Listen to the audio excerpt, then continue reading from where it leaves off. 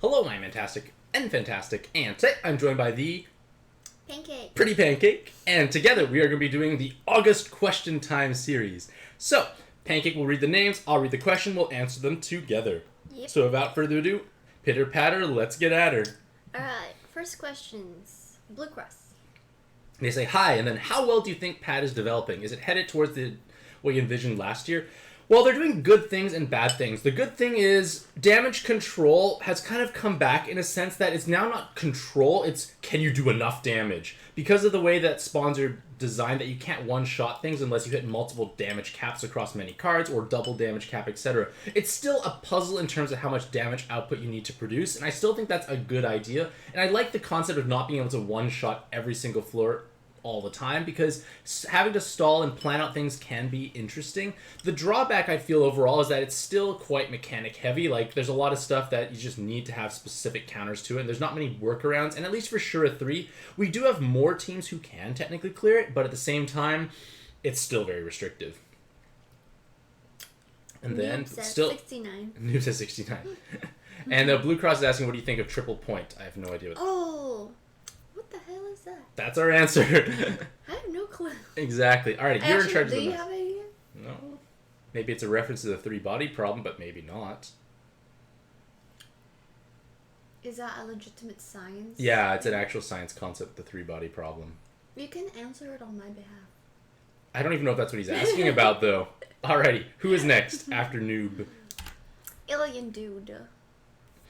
They ask, are they technically cheating on their non-established girlfriend if they see other girls? Me and her are not official, but as of now, me and her do hang out when our schedules meet. What? Me and her are a situationship? If you don't have the title of boyfriend-girlfriend, but me and her are not just friends also. It depends what you're doing with together, alien dude. Like, is it, like, platonic, your friendship? Are you, like, touching? Are you mingling in other ways? That sort of thing. I feel like it's best if you ask for permission if your non-established girlfriend is okay with that. Yeah. I think if you're both on the same page, then that's better. Exactly, I agree. Doesn't matter if you're exclusive or not. Yeah, as long as you both agree with it, that's the idea, I agree. Because you can have an open relationship or a closed relationship. As long as both parties agree, that's fine. Yep. Alright. Necramser.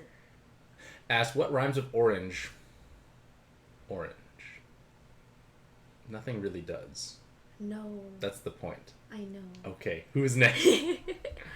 Zara. Ask, can I check out Ra's recent Yuvo buffs? They're interesting in the sense that his leader skill has comically high attack multipliers, but the problem is you still need to match all those specific colors, and, like, in terms of, like, ease, like, there are only some, like, training arenas are where you want to hit hard with, like, just do tons of damage, and it doesn't matter if they're a glass cannon. So Ra could work there, but, like, monocolor is way easier to manage compared to rainbow, I feel, overall. So, like, it is strong if you can have, like, any dungeon where it's just a pure damage check test. Ricky says Says, do I think the new Awoken skills that is geared towards rainbow teams will bring back rainbow meta, or it'll just be the same as before, just a bit better? I think it's more so going to be the same as before, but a bit better. Like, monocolor has so many advantages, mostly that they can concentrate their damage. Like, in order for rainbow teams to really excel, they need to have multipliers that are significantly larger. It's the only way to offset the fact that you can't concentrate your damage, and at least at this point in time, all the best leaders are monocolor just because Gung-Ho knows it's easier to play. It's more straightforward, it's just a simpler method. And even though Shura 3 tried to say, like, Rainbow Claws restriction, well, we just play monocolor with sub-attributes that have all the colors fulfilled. Ultra boosted. Ask, what do I wish for the Christmas event? Like, what do I wish for it to happen? Well, like, I hope Christmas Tamadra and Gremory get buffed because I actually own those cards. I feel like that's possibly what you're asking, but that's mostly what I would say. Bro, dude, man, bro. Wow, bro.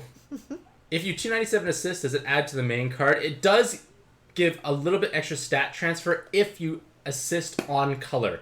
It basically, if your base card is dark and your assist is also a dark card, you'll transfer some stats. And the stats are influenced by the plus eggs as well. It's still a small amount, but if you have excessive plus eggs, you might as well do it. Porridge rhymes with orange, I guess. You're right, Deck. Good call. Close enough. What is next? Ruben Ortiz. Can we see all my teams with both accounts and how to make... That's going to be hard to do. That's not really so much a question, I feel. But it's like, you basically build your teams to counter the dungeon at hand. So whatever the mechanics you need to bring, that's what you basically build your team around it. Next is... Ultra boosted ×2. ×2. If you could make 5 cards to the gamepad, what would they do and why? And then what cards would I like to see buffed and why? I like to see cards that are buffed that are the ones I own. And I like blue things, so like Velkhana, Amatsu. I like blue dragons. I would like to see them get buffed. Because like, Velkhana now has more relevance with Natsuro, but like, I would like a little bit more love, because why not? And then making 5 cards, I feel like in terms of like collaboration dreams, I feel like the Dresden Files would be pretty cool. And even the Dune universe. There's quite a few unique characters and concepts in Dune. They definitely could populate a collab. And at least with the movie being released later this year, I think there would be a modest following, because Dune is one of the bigger sci-fi series of all time. Even my mom's reading it, who's in chat. Hi, Mom. Alrighty. Pineapple cone. For comments that are negative, what's the best way to deal with them? Just ignore them and not say anything to them? Or just reply, okay, sure, whatever you say, I don't care. You can't control someone's actions. If they're going to judge, they're going to judge. Sometimes it's best to just let it go, because most people are set in their own opinions. Yep. And there's no point in changing that. Yeah, and especially if it's like a stranger or an acquaintance, someone you're not going to interact with on a regular basis, it's easy enough, at least for me, to just ignore it, I feel. Like, if they're willing to listen, depends on the conversation. If they're a bit more open, then you can explain why your views are different from theirs. Yeah, you can definitely attempt it, but yeah. At the same time, if it's someone that's not important in your life, I would just let it go, because there are so many of those people in this world that are not important to you. Why stress over them? Yeah. Especially if they're that negative. Exactly. Marian is next. Is a situationship actually helpful to a person's life? You feel an unclear relationship can make that person miss out on a real clear relationship with someone else. What's my opinion on situationships?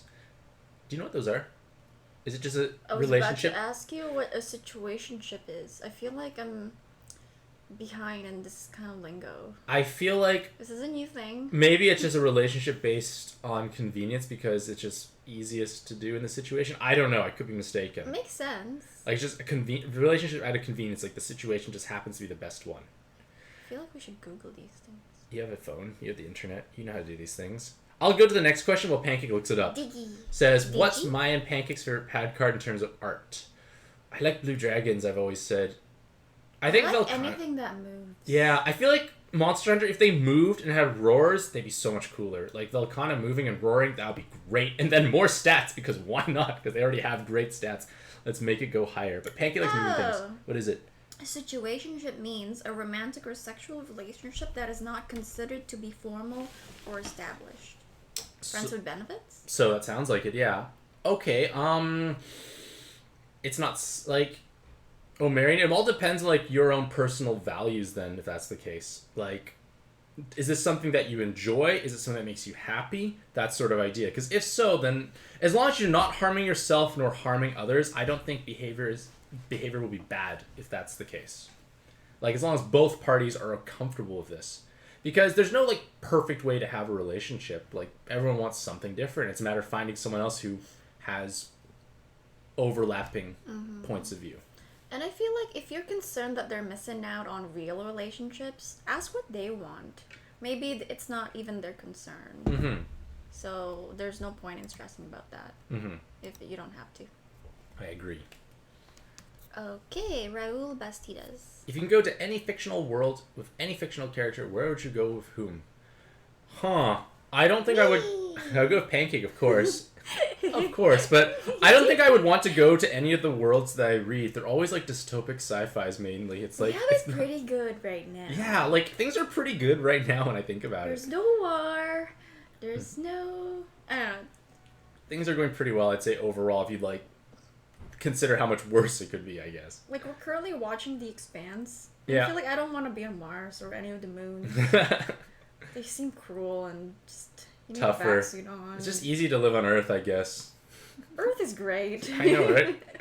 Exactly. And then, like, the books I read, like, it's just like, this is not the best place to be. It's like, you don't want to be on Dune, for instance.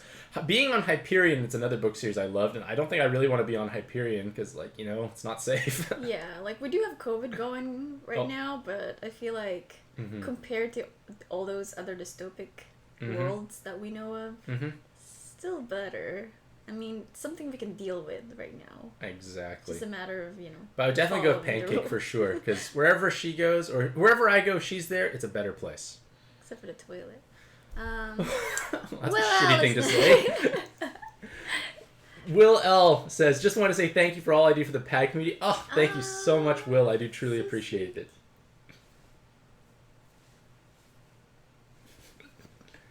Hot Ben's no sesame. Says, sorry if this question was asked before, but what was my favorite meta of PAD?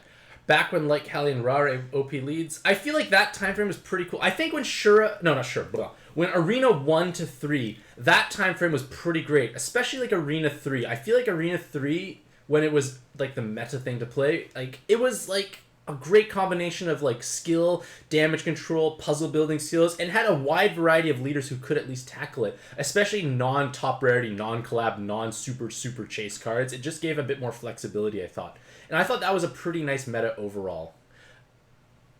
Gabe Gonzalez. Would I consider making a guide video of where to get the rare Evo enhanced materials like Super Snow Globe Dragon?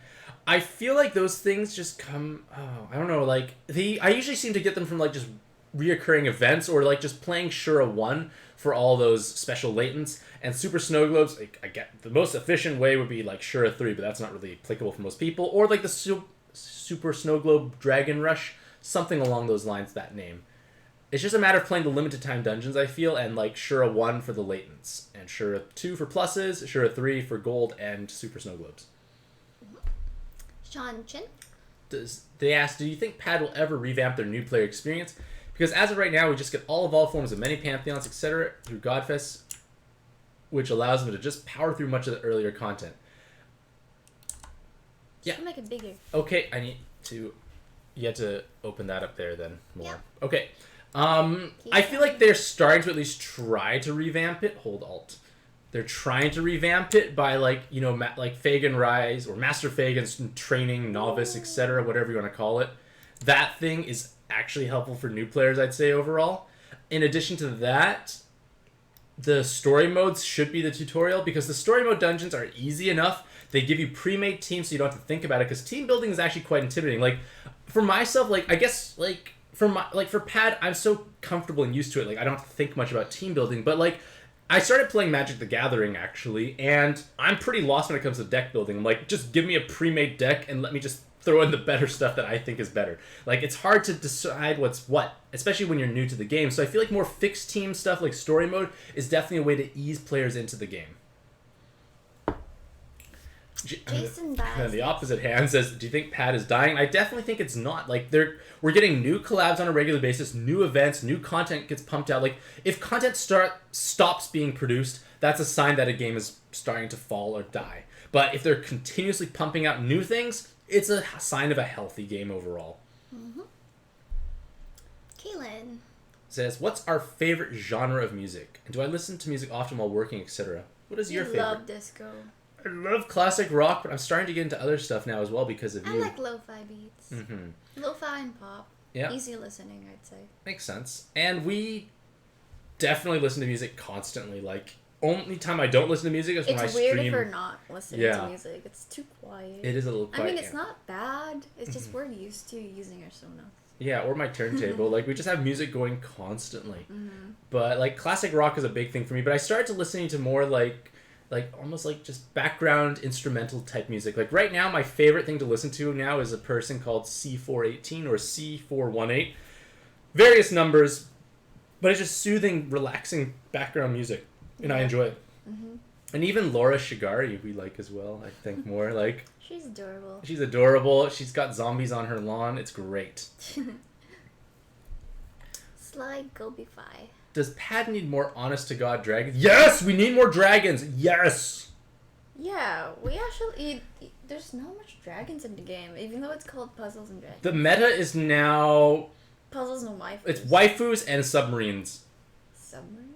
Yeah, the best things are submarines because it makes so much weird. sense. Like I know, actual right? Submarines? Yeah, actual submarines. No, it's flowers and submarines. Flowers transforming into pretty girls, and submarines that transform into bigger submarines. That's current meta right now. It's kind of silly. That's so weird. Plus Gung Ho Belial. Gung Ho Belial just has kind of changed the meta, I think, overall. I have a plan of things I want to talk about that in the future. Duke Nuke 8. In my opinion, what is the most valuable card at the moment? Gung Ho Belial! I just said it. We are in a Gung Ho Belial meta.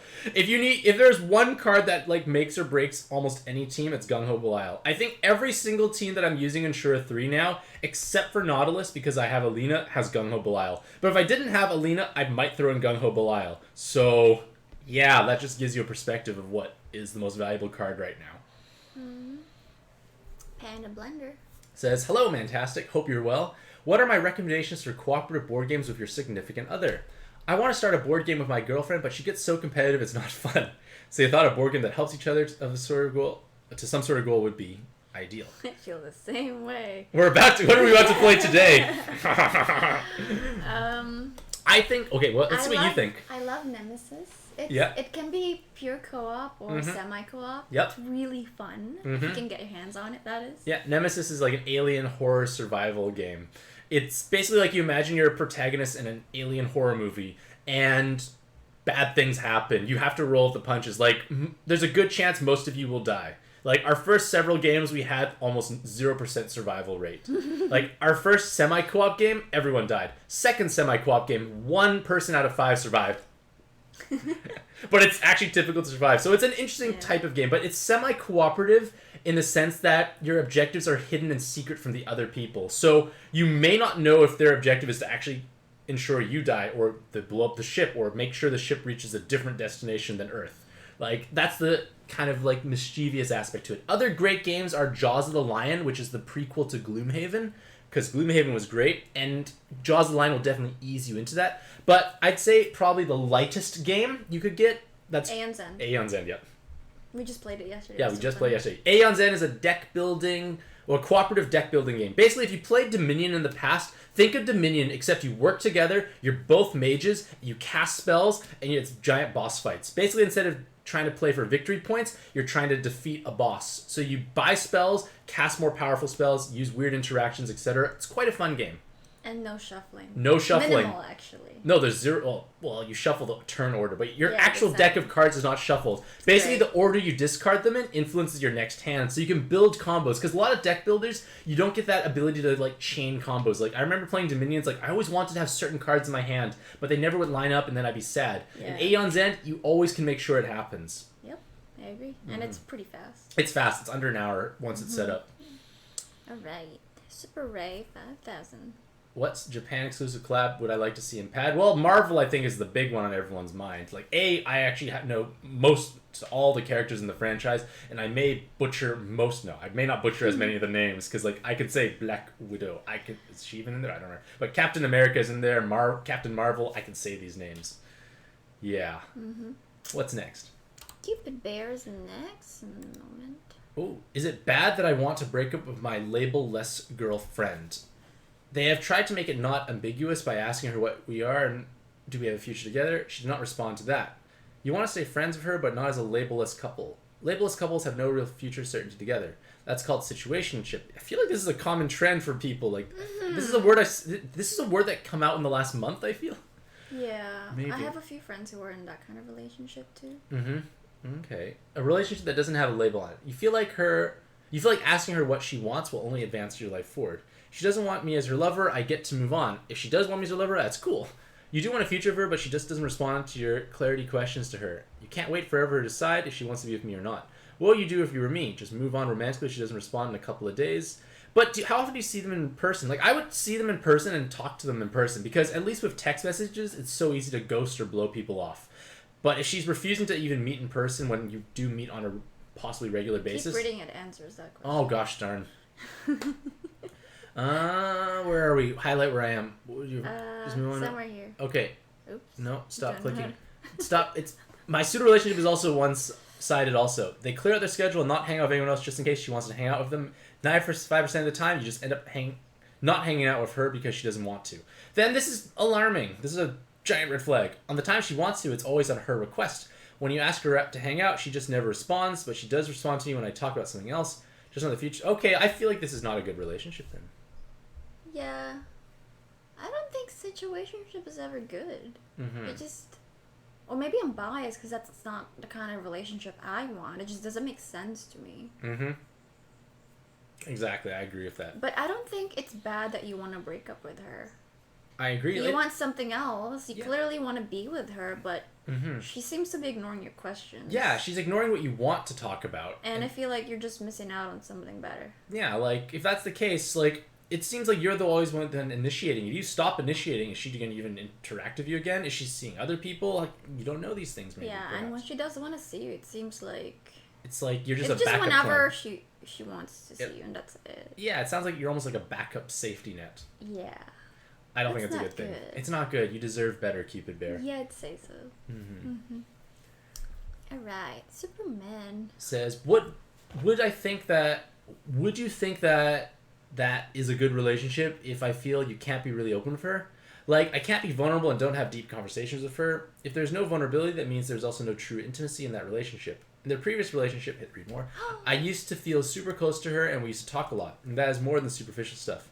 The other friend said the current girl who doesn't have deep conversations with is not emotionally available from the start, which I think is actually true. Communication is the key to a successful relationship. You think in an ideal relationship, both partners should feel that they are able to be themselves and have motivations to grow to what they want to do. Do you and Pancakes still have deep conversations with each other? All the time. Do I feel that you can be open with Pancakes and vice versa? All the time. Is the true intimacy comes from emotional closeness, but not from physical closeness. I like being physically close to her. It's both. It's important.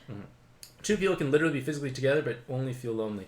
I like, how young or old is this relationship? Because, like, you don't just open up immediately upon first meeting people. Like, it all depends. Yeah, but if it can happen, but usually not. Like, especially when there's past trauma. Yeah, like, if you've been dating for a couple of years and there's been no emotional, like, development, then that's a bit of alarming. But if it's been like a month or two, then, like, you have to take it in stride, I guess. Yeah. But possibly what you need to do is open up first and see if they reciprocate, because a lot of times people like to mirror behavior. Like, if Pancake is happy, I tend to be happier. If Pancake is grumpy and moody, I feel grumpy, moody, or on edge. It's just the way we are. Like, we rub off on each other. So maybe if you open up, maybe it opens the door for them as well. But, like, just start slow. Don't overwhelm them with everything right away. Like, when Pancake and I first started dating, I didn't tell her all the skeletons in my closet. It takes time to dig them out. What do you think? Yeah, also, like, I wonder why you're not feeling comfortable to open up and be vulnerable. Also, do you have to right away? Like... Take it slow. I think that's best. Sometimes it just naturally happens. Yeah, I'd say. Tank Donut asks, what are some examples of bad relationships besides physical and emotional abuse? Is time allocation important? Like, if the person can't hang with you weekly and only sporadically? What about future clarity? You're right about no one being too busy that they have zero time. It's more about time allocation. If you were to be dating a girl who can't hang out with you very often at all, like maybe once every 2 months or so, would you still be seeing her? No, I wouldn't be. That's way too long. Under what conditions should you break up? You should break up when it's something that makes you feel uncomfortable. That makes me feel uncomfortable. Like, just seeing them, like, once every 2 months, that's really long. It's like, is that even a relationship? Exactly. Like, I don't know. I'm not big on long-distance relationships, is why. I agree. I prefer being there in person. I agree. Because that's how you build your relationship. Yeah. But it is time allocation. If you only have 1 day out of 60 to see someone who's supposed to be important to you, they're clearly not in a priority. Yeah. And no one's ever really too busy. It's hard to be, like, that extreme busy. It's just a matter of prioritizing. Exactly. So, like, it sounds like you're a safety net if that's the case. If, like, they just don't allocate time for you. In my opinion, it's a pretty bad relationship. Especially if it's something that you need and they're not respecting that you need... You know, physical... You want to be there physically with them. Yeah. Alright, who is next? And Basketball is next. Is it all him? Yeah, so let's see. Do you have any tips on how to stay kind of happy with a full-time minimum wage job? They've been working there for a bit over 4 months and they're getting tired working there. They want to quit, but is it a bad idea to have no streaming income stream? Keep scrolling down. Let's see, because they build upon it. What I do What I am planning to do is just go to school for certificates and get a good paid job from those certificates. After getting the good paid job, you'll quit the original job. That sounds like a much more solid plan. Because like losing your income stream, that's problematic because you have to figure out how many months can you survive without an income stream. Yeah, and I'd feel so stressed. Yeah, like if you have savings and then you could do all those certificates in like that gap period, sure, because then you'll get it done faster, then you'll move on to the next job. But it all depends on if you can afford that. They said they're not happy there, but they do not dislike the job. The thing is what they learn from school, not their certificate itself that gets to the job. They always have a hard time finding a job. Do I think a non-related work experience will help them find a better paid job in other areas? How do I go approach finding a good paying job and making it permanent? I think it's all education it comes down to. It's either education or knowing the right people. So you have to... It's both. It's both, but like, look at like you, for example. How'd you get your current job? Through a friend. Exactly. You didn't... I had zero experience. Also, I don't love what I do. I'm not like, oh my gosh, like raving about my job, but I'm neutral about it. It pays the bills. Like you don't have to like, you know, worship your job or like be like super really happy about it to like it. I agree. Yeah, but if your work environment is toxic, then that's problematic. That's a different story. But like upgrading your education is definitely the way to go. And if you, like I said, have the savings to do so and you can, like, say, quit and then just focus full-time studies, if that's a possibility, that's not a bad thing to do if you can plan it out and make it work. I agree. All right, let's see who is next. Harry Potter was here. Do you think a human person can perfectly play Connect 4? It has been proven that first player can always force a win if the first person put the move in the middle of the board. You hear it's really difficult to perfectly play it. Person can learn how to force a win in that game. Do you think that person should publicize it? Well, Connect 4 is not the deepest of deep games. What's that? It's where you drop a cube down, you're trying to connect 4 of your tokens. Oh, those things. Yeah. I feel like, statistically speaking, the person who goes first will always have an advantage. It's like that in like chess, for instance, where like you can plan things out. Chess, white has a massive advantage compared to black, because they go first. And I feel like that would apply to Connect 4. That was deep. Husky lover. But like, where am I? Husky lover. Oh, since you have played chess before. Wow, chess. Wow. Speaking of which, and won a tournament before. Yeah, I was in elementary school. I beat out my classmates. Take that, little 12-year-olds or 11. How can you tell I was also that age though, so it's not so bad. How can you tell a person's skill level in chess just by watching them? Is there a way to tell what their rating is just by how they play? Oh, there's a lot of subs. Oh, wow. Thank you so much to Alaska Will for gifting not 1, not 2, not 3, not 4, but 5 beautiful subscribers out to Vicious Soldier, iPon Pied, Kai Lithion, Boos, and Wild Turkey. Thank you so much, Alaska Will. How are you today? But we were saying that, how can you tell? Well, subscriber detected. Chess has many standard openings, and if you're familiar with those standard openings, you can watch and see, are they doing those standards opening? Like, are they, like, I don't know them. Like, I don't really play chess really much at all, to be fair, anymore. It's been, like, decades, I think, now. But, like, that's what you can definitely tell. Or if they're moving with confidence. Like, they seem to have a plan. Wow. But how would you have to play them 1-versus-1 to find out if they're high chess rating? Like, it definitely helps to play them for sure. You can see. But chess is very purely skill and is why many people do not like it. Most people would want to play games where they stand a chance of winning. How do you want to get better in chess? It's all repetition and practice. Chess is, I think, a large part of memorization of openings and being able to recognize openings and all the different possible openings and how to counter them, and then adjusting your opening accordingly. I think that's what the big part of chess comes down to. Like, I've read chess strategy books when I was younger, and a lot of it comes down to that. Like, can you recognize certain opening patterns? Like, for instance, if you move like your queen's knight's pawn up one space, that queen's bishop can move diagonally to the left. And then you have a weird opening if they castled, like your opponent castled king's side. Because now that bishop is now pointing directly at one of the vulnerable pawns on that castle side. Just small things like that can help you learn more. And that bishop is also protected by like that row of pawns. Just weird things like that, I'd say. But it's more so just practice and repetition. At least with now the digital age, you don't have to play with a human necessarily. You can play against a computer or find someone online to play against. Justice League. If you were to inherit $100 million, woo! Ooh. Would you think you'd be much more happy at this point? I'd say yeah. It gives you security. Yeah, so. money gives security. Like, yeah, well, let's keep going though. Read more. You feel being happy is about being happy with the little things in life that we have rather than the materialistic. People that are in poor countries are actually happier than people who are in developed countries. What do you think happiness is based off of? How would one become more happy in life? It's just a matter of perspective. Like, I think money is a means for security. Like, if you have enough money that you're financially secure, that takes a massive amount of stress out of your life. And also at the same time, it's just, do you compare yourself to others? Because there's always going to be someone richer than you. And with the way social media works, everyone looks like they're having the time of their lives when probably it's not the case. Yep. But, like, having that much money gives you that security. And then, at least for myself, that's way too much money for myself. So I just give it to, like, the people that are close to me as well. So then they can have that security as well. That's what I would do personally. You can't spend $100 million, please. That's way too many board games. You underestimate me. Kidding. Anywho, is patience for the other person worth it if you don't even know their decision and they don't want to talk about it? When they bring it up to them, what is a general rule for people claiming that they want certain stuff?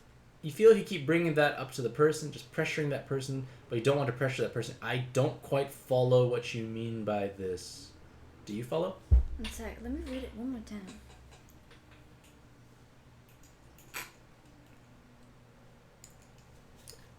Is it okay to be patient with someone when they don't talk about how they really feel? Yeah, I think it's best to be patient. They must have their reasons. Yeah. Like, it's best if they can communicate why. But yeah, happiness is based off being content, I feel, and finding a way to be content with what you have. Because, like, you're always chasing something. Like, as soon as you achieve a goal, you're basically like, make a new goal.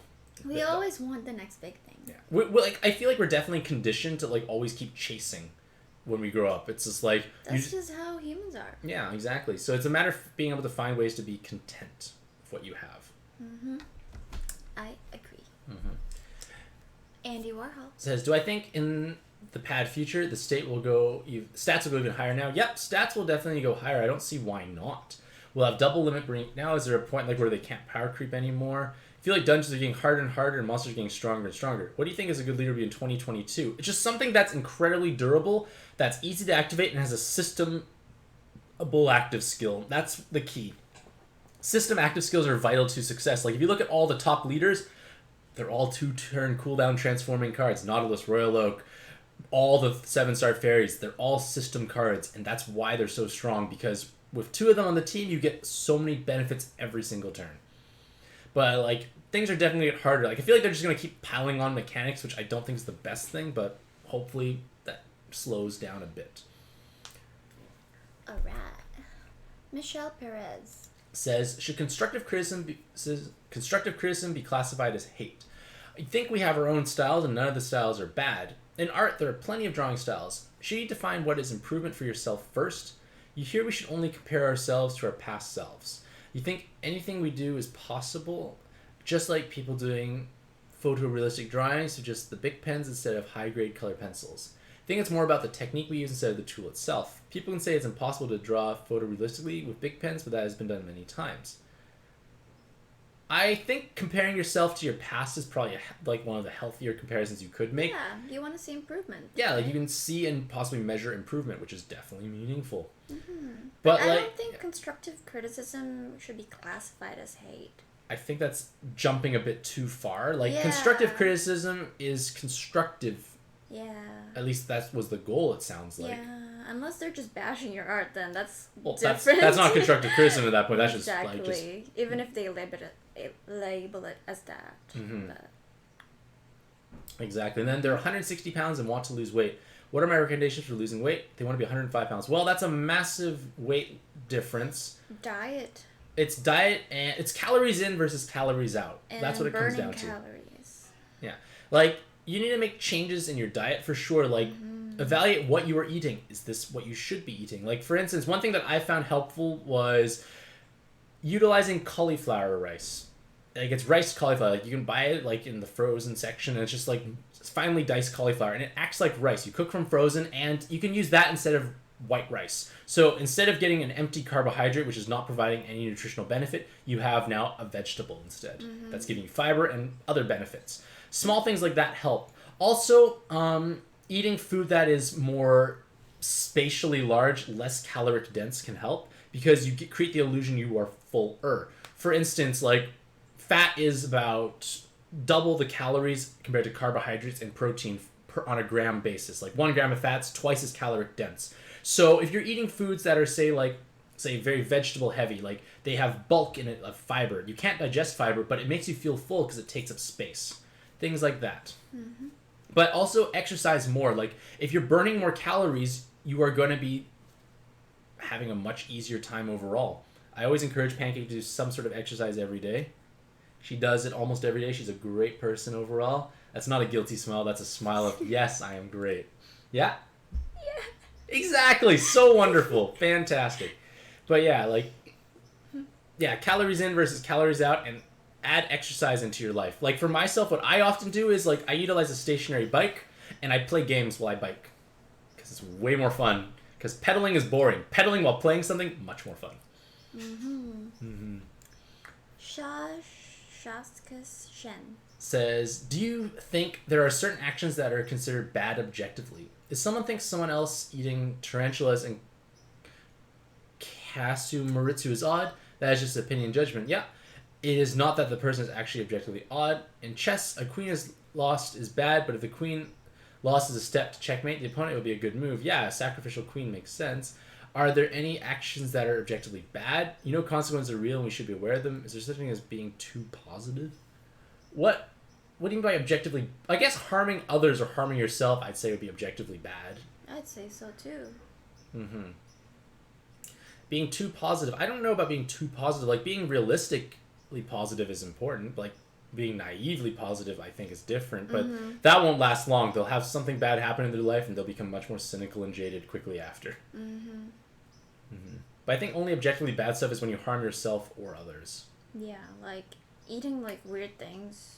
It's just preference. Like she eats things that I'm not super gung-ho about. She loves vinegar. It's like her golden liquid. It's just different to me. I don't drink it like she does. Yeah, it's just my own biased opinion and what I like. Exactly. She grew up with vinegar. I grew up with vinegar. It sounds so You weird. did, though, compared to me. It's my golden sauce. Exactly. Baby firefighter. How can you tell if you should wait for what you want? If you wait for others to decide if they want to be yours or not, then you lose out on the opportunity of new personal relationships. If you wait for them, she might be yours, but she might not be yours. There's no real guarantee. You might have lost out on a good opportunity just by waiting for her. You might be overthinking, and she is already mine, but she isn't responding to me when you try to talk about her future and what we are. But that itself doesn't make any sense because she and I never asked each other to be our girlfriend or boyfriend. Last year, she broke up with me because she needed to focus on some other priority. She told me that it wasn't working out and told me it's better to separate and go our own ways. Me and her decided to stay friends was the best option. Well, you can't force a relationship. No, and if already broke up with you and you're still waiting for them, I feel like that's a little pointless. Yeah. Because if they want you back, they would have let you know that already. Exactly. Like, they broke up with you. Yeah. And it's best to move on, unfortunately. Like, it's like I've had a friend who had a similar situation. Their girlfriend broke up with them, and their motivation was just to improve themselves, just to get back with them. And then they reach out a couple months later, and they didn't want to interact with them because they broke up with them because of whatever reason. Yeah. So they improved their life, but they were doing it, and they're motivated for the wrong reasons, I guess. They weren't doing it for themselves. They're trying to win them back, and it's not going to work because they broke up with you for a reason. They're you can't make every relationship work.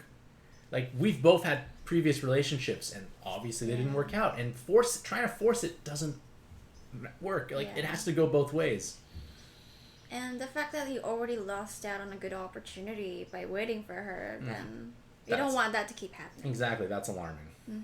Because then you just keep missing out, and it's not fun just constantly being sidelined. Because they probably have moved on is the thing. Yeah, and it sounds like they have. Alright, who is next? Curry water. Hit the read more. How do you get rid of relationship anxiety? Normally, rushing is not required for things to happen. If love is meant to happen, it will happen on its own. We also cannot control other people's actions either. There is no absolute guarantee that someone will be with you forever, and if they do say it. There are such things as growing apart and divorcing. You don't think there's a way to prevent people growing apart from you. You have many groups of friends from when you were younger who all grew apart. Same for myself, and I'm pretty sure it's the same for you. Yep. Do you think it's true that your life's trajectory can be different from your significant other? Yep, it definitely can be. You think at any point in time we can lose them anyways. Not because we choose not to talk to them, but because we're just growing apart or whatever. They're very grateful for the experiences that me and current people that are in their life had. They have no hate for them. I think it's natural for people to grow apart at times. It's true. Like, I've had tons of friends that we just grow apart through, like, time, distance. Like, or just changing, like, your... like, where you are in life. For instance, like, after you graduate from high school, most of the people you interacted with, possibly on a daily basis, are now no longer in your life because it was a relationship of convenience. You just all go to school together.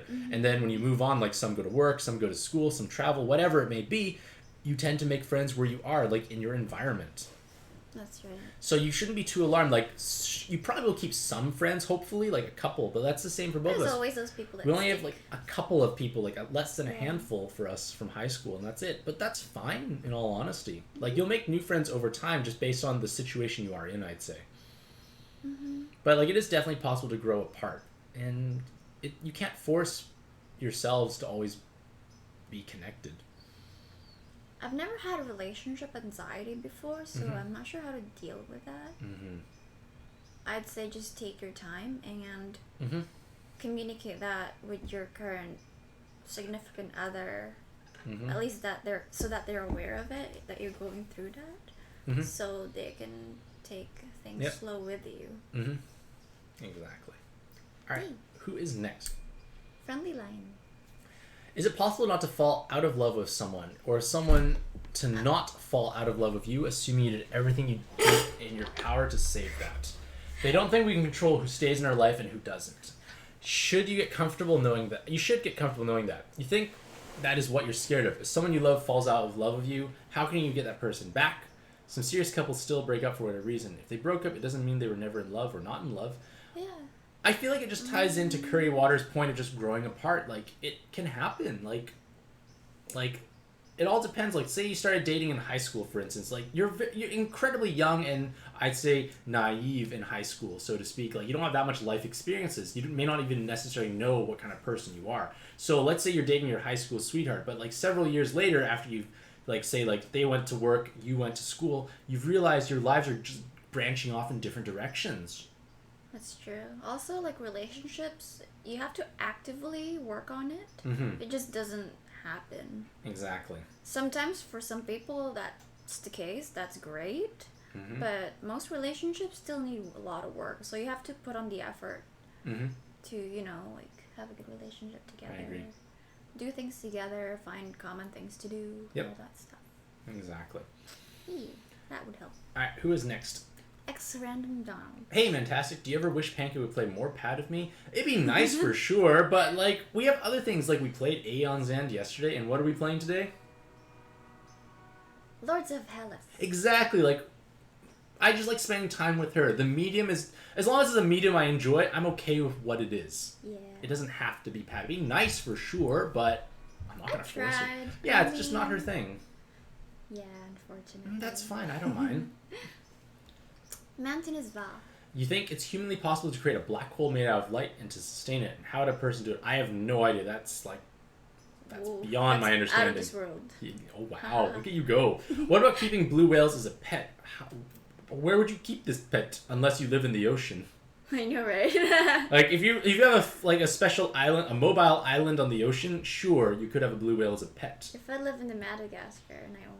No, like you need an island that moves because the blue whales migrate around the world. Or those things, those oil things. Those tanker rigs that move around, yeah. Yeah, something like that. Cool. Sure, that'd be a weird, cool You can idea. like swim along with them because I know they do have to like move around, find food.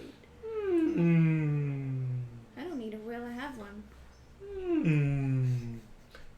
Anywho. Okay. Who's next? Batman Beyond. Is today the last day of your life? Hopefully it is not. And hope you live a long life. How would you live your life? Would that be any different than from what you'd be living today? Sunday. I'd probably... if today was it, I probably wouldn't be answering question time as bad as it sounds. I'd be spending as much time with people that are meaningful in my life, I'd say. Yep. And doing cool things. I'd probably smash you in Lords of Hellas. No. Excuse me? I'm sorry. I wouldn't do that. I don't I'll know. do that. I don't know. Like, it's kind of weird. Because, like, the thing about humans is, like, it's better not knowing your death date, because then you live your life as you normally would. Because if I'll you just be scared. Exactly. If you knew you're going to die in 20 years, your whole life would be built around that death date. And that's not the right way to live overall, I'd say. Yeah. Mm-hmm. All right, who is next? Connie Utterback. Do you think learning a useless skill is actually good? Some people learn how to drink water incredibly fast, like drinking a 17 ounce within a second or something. That Or sounds cool. people learning to use their voice later that make it seems like it's a voiceover, but it's not. Teen can delay her voice. Video on YouTube for reference. What are the advantages of doing something like that? Do you have a useless skill, and what is it, and can you show it? What's a useless skill of yours? Is pad a useless skill? No, not It's really. not. It's a weird skill. It's different, I guess. Like that orb matching skill. Out of context, it's kind of weird, I guess. But truly useless skills? I know one. Apple brain. For some reason, I knew you're gonna do that. It's a useless skill. I figured it out when I was in elementary school. I thought it was so cool because I can make fart noises with my I hands. can't do that. I also can whistle in a unique way. Like I can go like. Oh yeah. I whistle by smiling. It confuses people. Yeah. I don't It's know how nice. to do that. I don't even know how to whistle. Period. Try whistling. Yeah. Let's go. Come on. It's a little raspy. Let's try. No, thank you. I'll do it with you. I don't want to embarrass myself. That's pretty accurate representation. Really? Let's try one time. Just No, one. thank you. Gosh darn it. Gosh darn it. What useless skill do I have? Farting on my hands. No, me. Whistling. I don't remember. I don't know. I don't think I have one.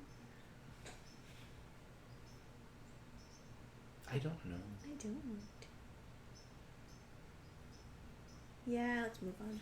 Let's move on. I just don't. But I can show it. There you go, Connie. But you saw two of my weird skills. I forgot they existed. I'm a hit with little kids, though. Little kids thinks it's funny. Oh, she's also asking what are advantages of doing something like that. Impress people. Impress people. When I was younger, it was way cooler.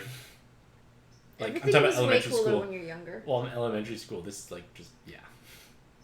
Anywho. Who is next? James Miller. You think it is better to live day by day rather than trying to worry about the future outcome? You think... No, James Miller. Oh, shoot. How do you become a voice actor, actress? I don't know. Tell me, because I might have a nice voice.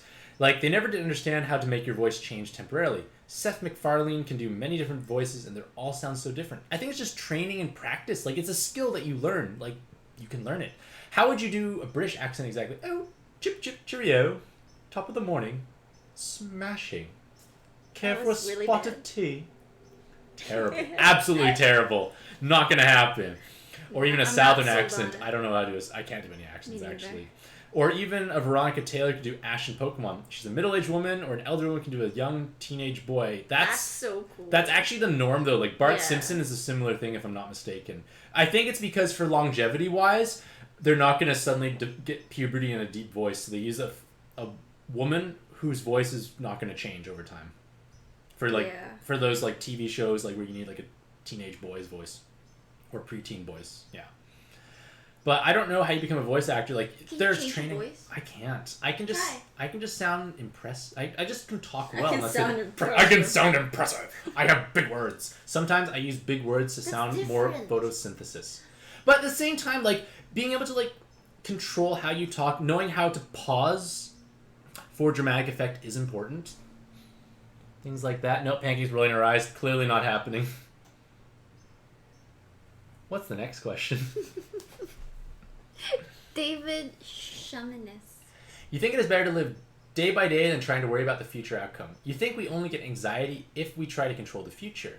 There is some control that we do have regarding the future, but some of it is totally out beyond our means no matter what. Mm-hmm. You think we can't make someone fall in love with you. People's actions and thoughts are out of our control. When something goes wrong and not the way we want, should we actually blame ourselves? You know, blame ourselves too much is a bad thing. I think it all depends on the situation. Like, was it something that's avoidable that you could have possibly done, or is it just beyond your control?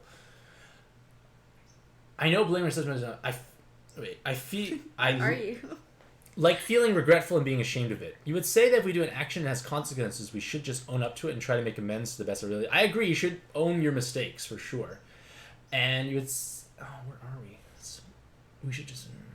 You've been on dating apps and reject people who are like hundreds of miles away from you because you need the physical intimacy. I completely agree with that. In person rather than the emotional closeness of text. Sometimes it won't translate well, the text versus in person. That's something as I found out last year with someone else. Like, you should be accountable for your own actions. I think that is something that many people don't necessarily do, or at least that's what it looks like from like social media when I see from Larissa. Like, people just don't take accountability for their actions. And it's hard to ignore it. I know, but like it's important to take accountability for the things you do, especially if you do something that's not right or something that you could have improved upon. Like, don't put blame elsewhere when the blame is on yourself, I guess, is a way to put it. But like, worrying about the future constantly is not something you should do. Like, the thing that I think most people worry about for the future is like money-wise. So like, basic financial planning, like figure out how much money you need to survive or sustain your current lifestyle, and can you make that work. And once that's in place, like you're saving on a regular monthly basis with say like a PAC or pre-authorized contribution plan, you don't have to worry about it as much, because worrying about it doesn't do any good. All right, who is next? Flounder. If someone offends you, how would you approach that? Most of the time they just disregard your feelings. When they go on long enough, it might eventually be a victim of your own gaslighting. They know narcissists never take responsibility of anything they do. They always shift the blame onto you or someone else. Only on rare occasions they will actually apologize for offending you.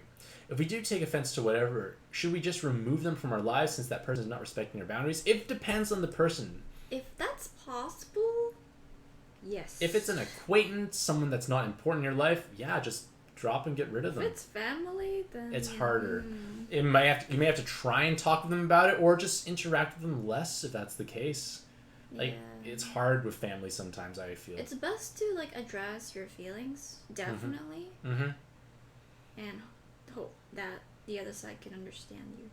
Like, Flounder also says there's something called knowing your worth, like knowing when to move on. I agree. Is it fine to blame someone if that is actually his or her fault? Yes. Like, you don't have to. Blame doesn't always have to be. It doesn't always have to be your fault. If someone else is at fault, you can put the blame there because they are at fault. Yeah. Like, normally to succeed, one takes responsibility for him or herself. Blaming just takes away your own power. But people who have been with narcissists who will think themselves are at fault for whatever goes wrong. How can you tell if taking actions for being offended is actually a good thing? I think you need to, like, it's situation by situation basis, I feel. It's good to stand up for yourself. Make sure your feelings are heard and understood.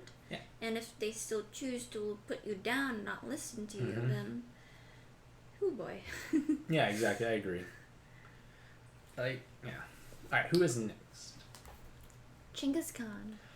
If you are met with false accusations, someone making valid proof that you're offending them, doctored proof, or someone misinterpreting your actions and getting offended, or you saying what you really think and they getting offended, like, I think flat earth logic doesn't make sense, we have lots of proof of round earth, and flat earther got offended by that, and you think them getting offended over that is not reasonable, how do you resolve that situation with the flat earther, even though you know you two will have different opinions on what the shape of the earth is? Well, in the case of flat earth, all we have is evidence, though.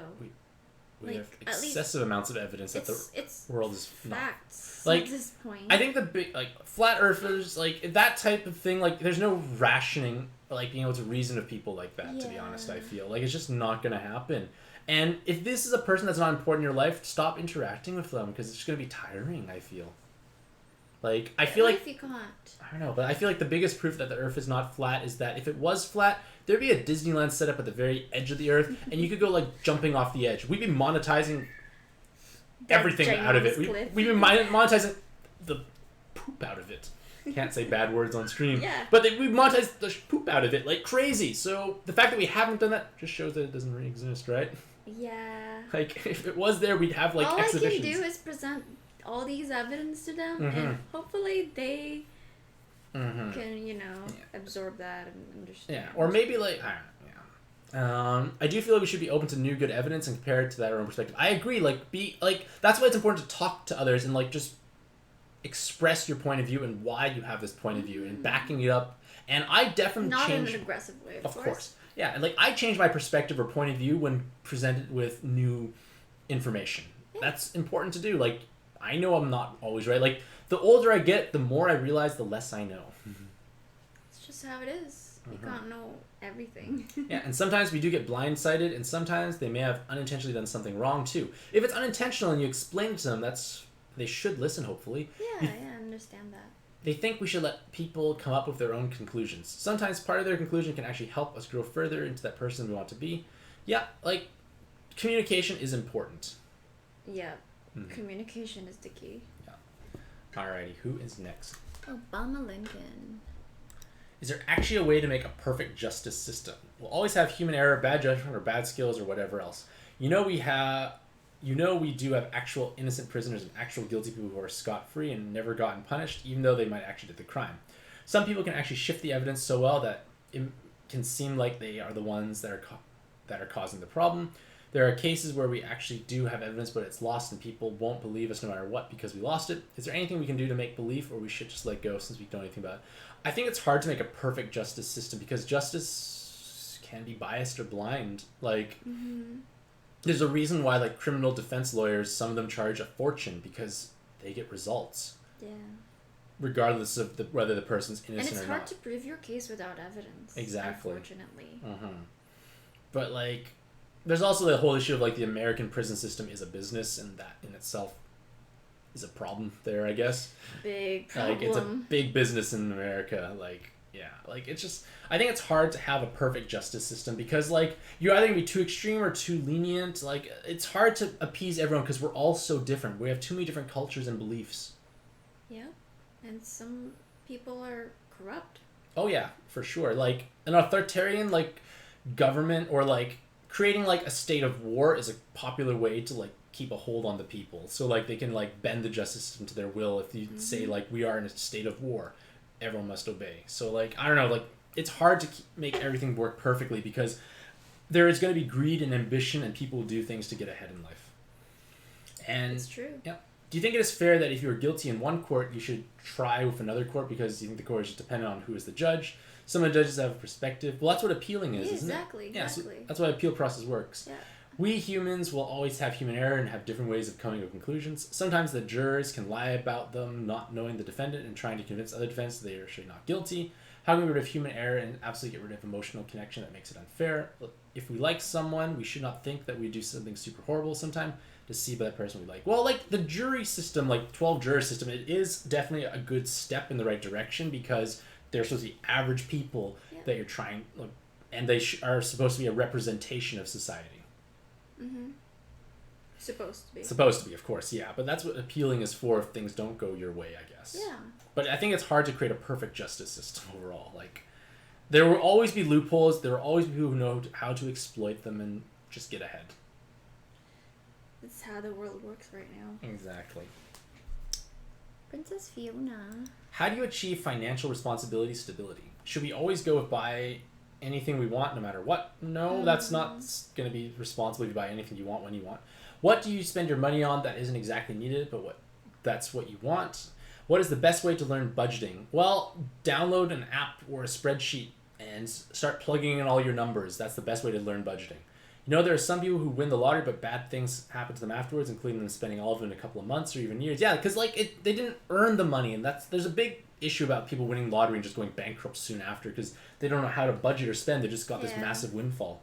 They just think they have an endless amount of money. Exactly. But that's not the case. How do we avoid financial destruction? But at the same time, at the end of our life, and we have hundreds of thousands of dollars in the bank, we should just try to use it as much as we can before we die. After death, we can't do anything with the extra money. I think helping others is much more better than trying to gain as much as we can. Well, if you have children that you will leave behind, it's best to maybe give it to them. Exactly. Just to help them out in life. I agree. But, like, I think when you're buying something, you need to figure out, like, well, after you've done your basic budgeting, like, figure out how much money comes in, how much money goes out, how much you're saving a month, and how much you have for spending or entertainment.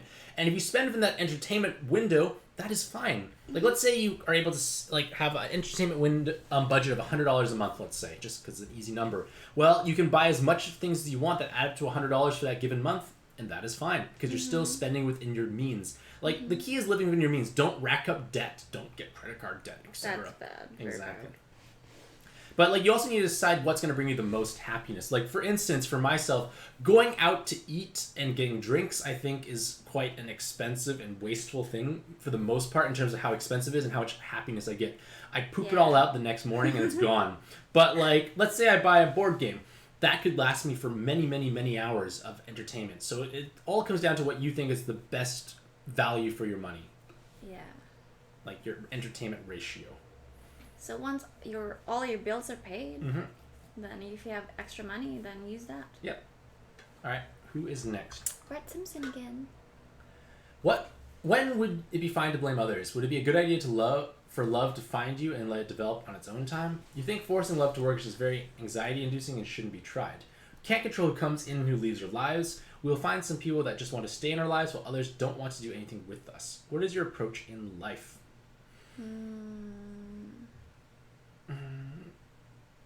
Is it a good idea for waiting for just love to come to you? You have to do things on your own, and you have to put yourself out there. It also depends on the person.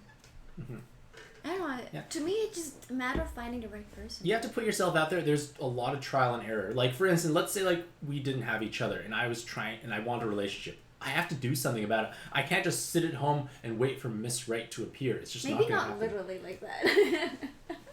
You still have to put yourself out there is my point, though. Exactly. Like, if you don't do anything to change your situation, it's not going to change. Like, things don't happen from wishful thinking. Things happen by actions. Yeah.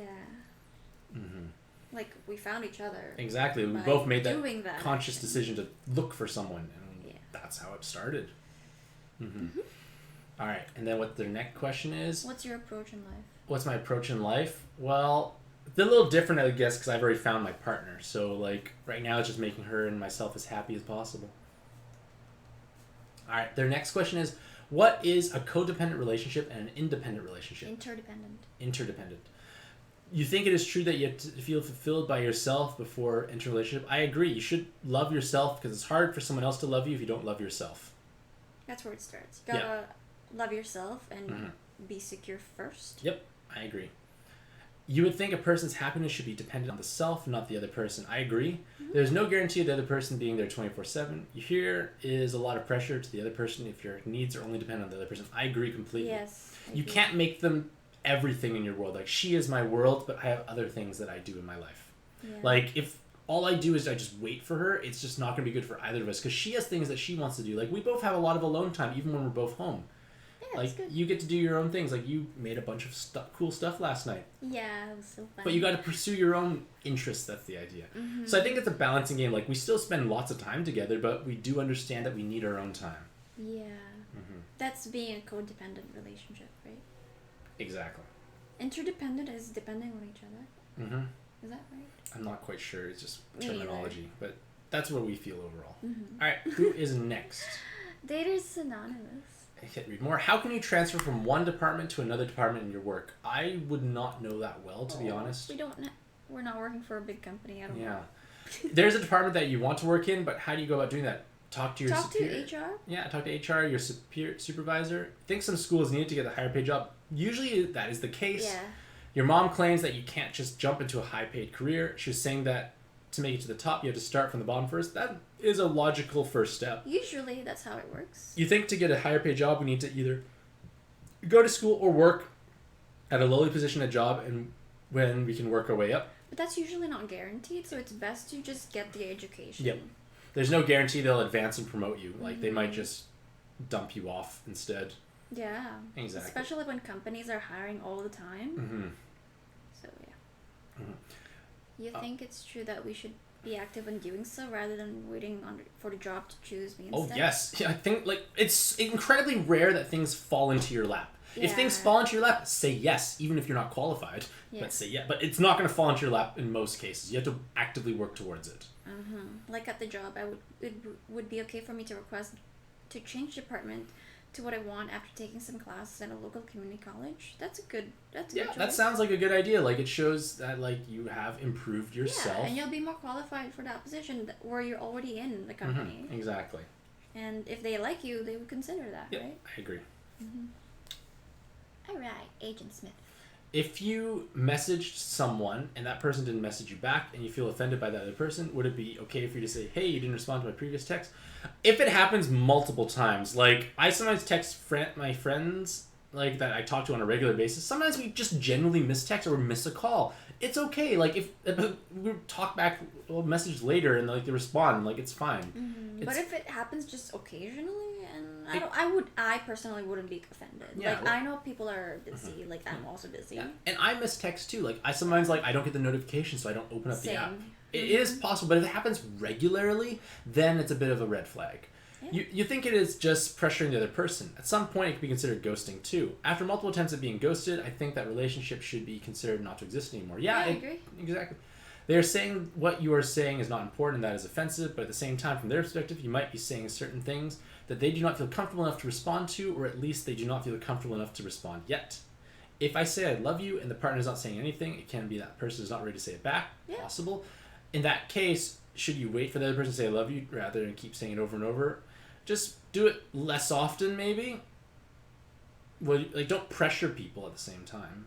But like, It depends on the situation. I know. But you can kind of tell if someone is ghosting you or not. Like, I don't think that's the question, but like, if you message them repeatedly and they never respond, or they only selectively respond, that's a bit of a red flag. But like, putting excessive pressure on the other person is not going to help your relationship. And if they just are kind of ghosting you, then you really need to just get out of that relationship. What do you think? Yeah, there's no point. I feel like they already exited, so. Okay, fine, yeah. Alright, who is next? Peter Nam. If love potions actually do work and actually make someone fall in love with you and that person will treat you right, also, and etc., right after drinking that potion and you are single, would you actually use it? If you're desperate, yes. For me, I do not think it would use it, since even though it appears to be genuine love, you want a person to be with you because they actually choose to be with you, not because they drank a love potion that I bought, but because she got to know me better as time went on. I feel it's bad to even make a love potion. Yeah, I agree. Why does it not... But like, ... Does there more? Read more? Let me look, because I feel like it cut off. No. It's a dot. Weird. Either way, I don't think using a love potion would be good, because like you said, it's not a true... They're not truly in love with you, it seems like. Yeah. Like, that's manipulation. Like a fairy tale That's thing. pretty manipulating. It's just pretty manipulating if you think about it. Alright, who is next? Some YouTuber. If someone told you to watch the $10,000 on an empty park bench, hypothetically that person will never know what you did with the money, including if you actually keep it, would you keep the money for yourself? I don't think it's worth it. Like, no, I feel uncomfortable. Like, I would feel uncomfortable. Is committing a crime if you never get caught still a crime? It is. Yes. It is. Just because you got away doesn't make it not a crime. Exactly. Or do you still do the right thing and give the $10,000 to the person who told you to watch it? For me, you would just always do the right thing. Yeah, exactly. Like, I don't see why I would risk everything just for whatever. Yeah. It can, like, yeah. It's not worth it. Exactly. Who is next? Milky Galaxy. Milk W Galaxy. You think if they say I can't, it is because they don't think it is worth it? Because if there's a will, there's a way. People can claim $20 is a lot to buy a single card, but you can also claim the same $20 is not a lot if they buy a single meal. Whether they want to or not is not dependent on their value system. That applies to me too. You think walking 20 minutes is a lot to invest for a day to play chess, but walking 20 minutes to a date is actually reasonable. It's the same 20 minutes of walking. It all depends. It's what's your priority, for sure. Like you said, like, you may not want to play chess, but you may want to go on this date. It's just motivation it comes down to. Yeah. Mm-hmm. I agree with where there's a will, there's a way. Yep, for sure. It's mostly true. Who is next? Bob Chen. I would think if people... Oopsies. There. I would think if people super like it, they would invest as much effort as possible. You can. People can get tired too, though, so especially if the relationship is all they can give and take no... If the relationship is all take and no give. You know, compensation can sometimes be needed if the favor is very big. If someone asked me to drive them to a theme park that is very far away from me and they're not going that way, probably charge that person. Is it bad to charge others you want... If they want you to be... No, like, they shouldn't walk all over and take advantage of your good nature. No. Like, it's not... You're going out of your way to help them. They should be helping you out as well at some point, I'd say. Like, once in a blue moon, sure, but, like, if it happens on a regular basis, you need to set ground rules, I'd say. I also just feel uncomfortable asking a friend to drive me all the way there when they're not even close there. I don't know. Like, exactly. It says a lot about that person. I agree. And then, would you be okay if Pancake were to disappear from my life? No. And if you're not okay, what would that mean the relationship is toxic? You think in an ideal relationship, both persons should be okay with it or without them? No, you want to be with your partner. Shouldn't be too dependent. No, like, it's important. Like, she's a big source of happiness in my life.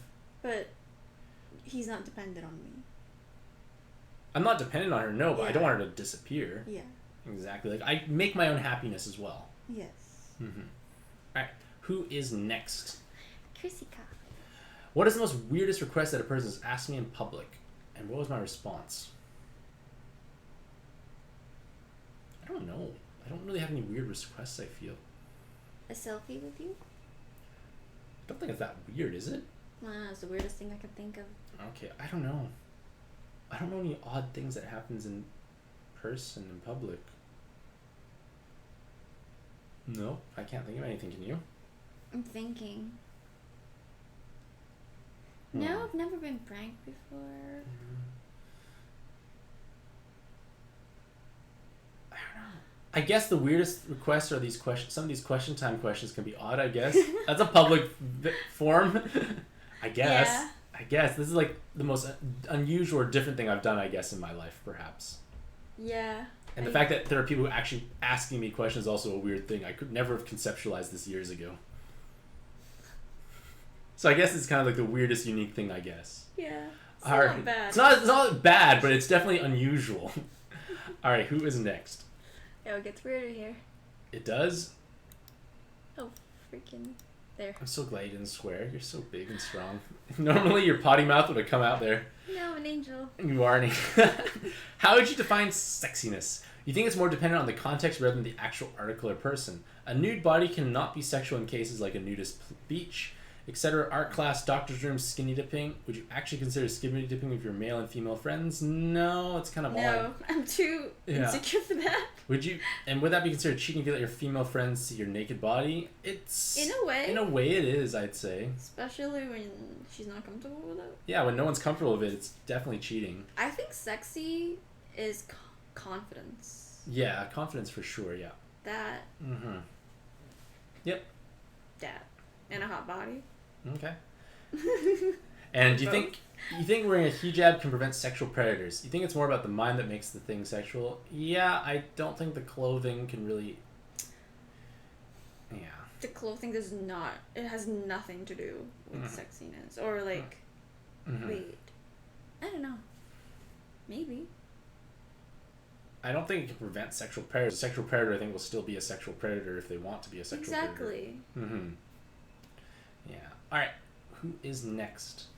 Barbara Streisand. So close. Do you think kissing is an actual skill? I'd say yeah. Like going is not going to be attractive.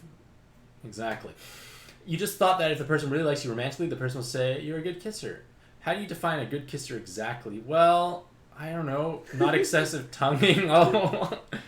Not too wet. I thought you wanted to be wet. Not too wet. Not like dripping wet. That's just weird. Not slobbering. Not too much tongue, etc. Yeah.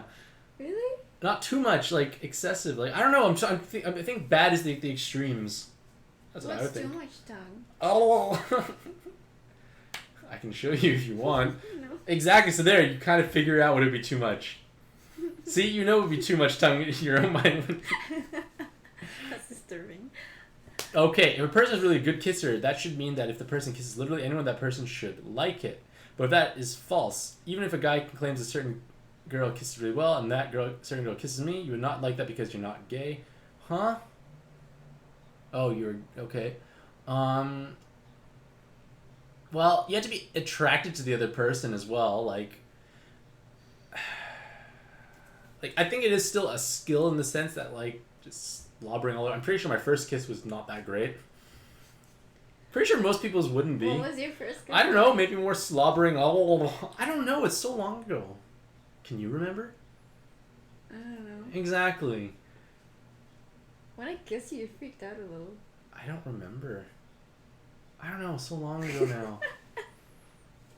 It's a different question. Canning. Oh, who's next? Still trying to think about that question, but I don't have answers. My brain's just fried. Yeah, this is a long video already. Would you prefer working with an arrogant person but really skilled, or a very unskilled person but easy to get along with? Which one of those would you find easier time finding a job? I think the skilled person will find a job more easily, I'd say, overall. Yep. You think people would claim that the unskilled person is very good at stuff that he should never been good at just because his or her personality is good? What about a person who's really good at everything but super bad personality, they can't get along with others? think the person can actually get a job. I think that bad personality person would hide it in the interview and just leverage their qualifications to get them hired. But long-term wise, they won't move up. Like, to get hired, I think you definitely need to have... The skills. Mm-hmm. That's what you're hiring for. Exactly. You hire from the skills, but people who advance in the workforce tend to be those who get along with others. I agree. Mm-hmm. All right, who is next? Kasian. Is there a way to change skin tone? Like, if you're really dark, can you hold hands with someone really light skin and make out with her, and eventually you'll have lighter skin compared to it if you didn't touch them? No. I don't think osmosis is how this works. I don't think it is. You really don't... You're not a chameleon. Yeah, you don't think people can change their skin tone by touching someone else different than their skin tone, but I'd like to hear my opinions. No, because, like, Pancake and I are definitely darker and lighter. I'm caramel. He's vanilla. Right. I'm so bright, and I touch her, and I'm not dark yet. So I'm not lighter either. Exactly. I don't think it works that way. I want to be. All right, who is next? P.D. Pew. Is it bad to have self-doubt most of the time? You feel like we can make mistakes or be wrong about something. You think there's such thing as a better approach. If new information is introduced, we should consider it and then decide from there. I agree. Sometimes the source is just false. Sometimes the source is good, but it has error. Then you don't think we should stop. I don't think we can stop making an error unintentionally. What do you think about all of this? I don't think it's good to have self-doubt most of the time, but it's normal sometimes. Mm-hmm. Yeah, like, you need to, like, do your own research for things, like, fact check, like, find multiple sources that claim the same thing. Like, finding a weird random article on a clickbaity website is probably not a good place to get your news. But, like... I agree. Is this what you do? No. Good. There's a weird laugh, though. But, yeah, like, I think excessive self-doubt is not good, but, like, just doing your own research, I think, is important. Yeah, it'll make you feel better and just, more secure in a way. Alright, who is next? Professor Science.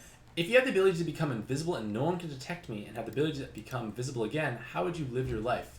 If you do become invisible, would you still go over to your friend's place? What kind of activities would you be doing if you're invisible? You'd be creeping on people. Do I have to be naked like the guy in I feel so The Boys? uncomfortable. What if your invisibility suddenly goes out? And then you're just chilling there naked. Yeah.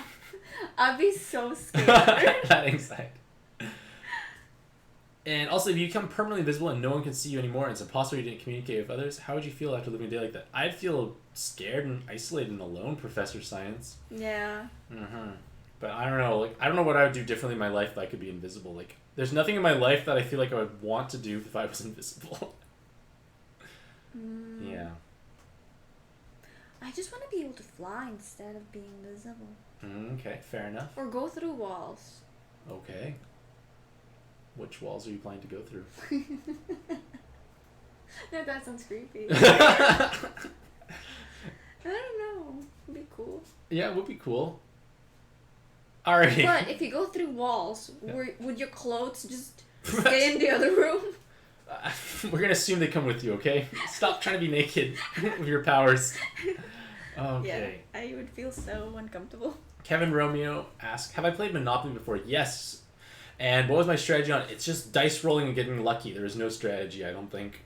Would winning a Monopoly due to luck? It's all due to luck and luck. Would a person be likely to win if they have lots of luck but little skill? It's all about the luck. It's all about dice rolling. Did you land on... You could roll, get on Parker Place, and then roll Snake Eyes and get into Boardwalk. Wow. Who can stop that? And everyone else just happens to roll into your Boardwalk that now has a hotel. You're never going to lose. You get my point. It's all luck-based. Because you have no control over a dice roll. Luck. I don't like those types of games. I do. I don't. I do. I'm going to crush you in those L's. Who is next? Detective Kira. If we get rid of sleep in our schedules, do you think we could actually be more productive in life or less productive? Assuming we don't need sleep. Sleep is very important. Okay, I'm assuming they're saying sleep is we don't need sleep to function. Like, just remove it. Like, say, like, we've evolved to the point where we don't need to sleep. Oh, yeah. Then, yeah, of course we'd be more productive when under 8+ All the hours. partying you can do at night? Exactly. It's a ton of more hours, yeah. Is there a way to speed up the growth factor? I don't think we can speed up our growth factor. Would it be theoretically possible to make a baby into a full-grown adult with a couple of days? Well, the thing is... Our DNA just doesn't allow us to do that. It doesn't work that way. Like, you can't take 9 women to make a baby in 1 month. as opposed to one woman making a baby in 9 months. It just doesn't work that way. No. Yeah. Yeah, no. Yeah. Who's next? Miss Drevious. If you had the power to read people's minds, would I do it to find out what they're thinking for better communication purposes? Is it a good idea to read people's minds if that's possible? You would use it for so many different things. You use it to know what they're thinking about you, what they're thinking in actuality. It's a dangerous tool, but powerful and cool, of course. I wouldn't want to know what you were thinking. Like, I just trust you. Yeah, that too. I guess maybe in the context of strangers. Maybe. Mm-hmm. But I feel like it's just a dangerous thing to open up, like a big Pandora's box, so to speak. Can you imagine, like, if you can read your interviewer's mind? That'd be helpful. At a job Yeah, interview? like that. You would definitely have advantages in life for sure. Just ace it. You know exactly what to do or say for any situation. That is powerful. All right, who is next? Drummer Sting. What's the best way to avoid an argument with others? I know some people will never have the exact same opinion on something. The way they come up with their conclusion is also more about their life experiences. Mm-hmm. If they said something you disagree with, how would you react and how should you react? I guess it... Be considerate. Consider it, yeah. And also, like, just, is it worth arguing or fighting over? Like, if they're just rambling on about things, just let them ramble, maybe. Like, if they're not, like, saying anything offensive, they're just wrong, well, like... Be also open about their opinions. Mm-hmm. Yeah. Like, don't just immediately discredit people, of course, but I feel that you need to... Don't be aggressive. Exactly. Don't be aggressive, or at the same time, just let things go. Like, it all depends. Like, they can have different opinions, and you just ask them more about it. If they said something that you disagree with, then... Just don't try and make it an argument, if that's possible. You can maybe, present your case. Yeah. But not in an aggressive way. Mm-hmm. Yeah. Alright, who is next? Heartbeat. Have you tried playing Mahjong before? A little bit in the past. How would I be interested in playing Mahjong someday in the future? I wouldn't be against it, but I don't think it's something I would seek out. It's a pretty good game. Do you have a favorite toy when you were younger? What was it? Lego. Hands down is Lego. Still is, I build Lego to hold my cards for all my board games. It's great. Mm-hmm. All right, I like my Barbies. Yeah? I cut off all their hair. At least it wasn't their heads. Yeah, I got it. Exactly. All right, who is next? Website. Is it possible to convince a person to not like their friend entirely? Someone told rumors about you and you didn't know about it. Hopefully it doesn't happen. You think you're a kind individual. How can you prevent that new person not liking you? Explain the situation to them, I'd say. Like, tell them tell them your point of view of it or what it is. Or just be yourself. Like, eventually it'll just come out. Like, they'll realize, oh, he's not that kind of person. He's this way. Yep. And if you're just always yourself, you're consistent, then they'll form their own opinions about you. Yep. Alright. Mr. Michelson. How can you tell if a friendship or relationship is getting toxic? If you feel uncomfortable on a regular basis, that's a good sign. And assuming it is healthy, how can you prevent it from getting toxic? Well, just treat them with respect. Like, just be kind and considerate to others. Be respectful. Communicate all the time. I agree. Very important. It's something that we do on a daily basis. Yes. Prevents a lot of fights, too. I agree. Alright, who is next? Big Teddy. Do you think hiring a dating coach would actually help that person get more dates? Oh. At the same time, you say no or yes? Did you say? I didn't hear what you said. That was a cool idea. Oh. At the same time, that person should be honest and be themselves to not attract the wrong types of people. How would you go about getting more dates? You think different starts can make a difference? Like, hey, I like your first picture, etc. What open conversation would be most successful? I'm assuming this is from an online dating perspective. Yeah, it sounds like. Yeah. And is like, I think a dating coach. I don't know. Like, it's all like a dating coach might try and reshape your personality into something that's not who you are, and then it's gonna fall apart. It's gonna be very biased. It's gonna fall apart quickly once you start dating someone longer. It's just like that weird persona they had to project initially from that dating coach won't work long term. Like, I think the key is like you have to put yourself out there and just be yourself, because being yourself is the easiest thing to do because you don't have to worry about tracking lies, etc. True. Well, you don't necessarily have to lie. But I feel like a dating coach might encourage you, like, okay, for instance, I get the impression that dating coaches teaches you like the toxic masculinity way of picking up girls. Like that's very biased. I know, but that's what I think it is. I could be wrong, of course, but that's what I remember. Like when I think when dating coaches first started like being notable. Like that's what they were teaching. Like how Oh to really? pick. Like, how, I it's never encountered. it's like how to pick up girls. Like pick up. Like I don't know. Like just that sort of thing. Like talk to any girl on the street and get a date. I'd be macho. Yeah, exactly. Like that very alpha toxic masculinity persona. Not attracted to that. Exactly. I don't know if that's the case. It could be wrong, but that's what I It's think. changed. Maybe it has changed exactly. Or maybe you can pick your own dating coach based on your own personality. Yeah, that too. But I think for things to say is like ask questions about the other person, because if like generally speaking, people love talking about themselves. So if you ask questions that gives you some insight into who they are as a person, I think those are the best things to do. Yeah. Because if they reciprocate, they usually, like most people tend to gush a bit more when they talk about themselves or topics they find interesting and important to themselves. What about compliments? Compliments are nice for sure as well, but I think questions are better overall because you can find out more about that person. And at the same time, because it puts, like, in my head, like, if you ask me questions about my life, it makes me feel more comfortable, a bit more at ease. I might gush a little bit, so to speak, and then I might even reciprocate. And then you get to open up the door for how to talk about yourself. I think that's and it promotes it promotes like deeper conversation. Well, it just keeps the conversation going at least. Yeah. Mm-hmm. Sometimes like I don't feel comfortable when people or guys that I don't know overly compliment me. Mm-hmm. I find it creepy. That's understandable. Yep. So that's one point maybe. Yep. Kid Charlemagne. Is it rude not to go to a funeral if your friend that is hosting the funeral told you to go? You told him that you're sorry for his loss already. You know you'll probably think differently about me. What do you think about the situation? Would you think differently if you were my friend? Do you know this person? I think that's what it comes down to.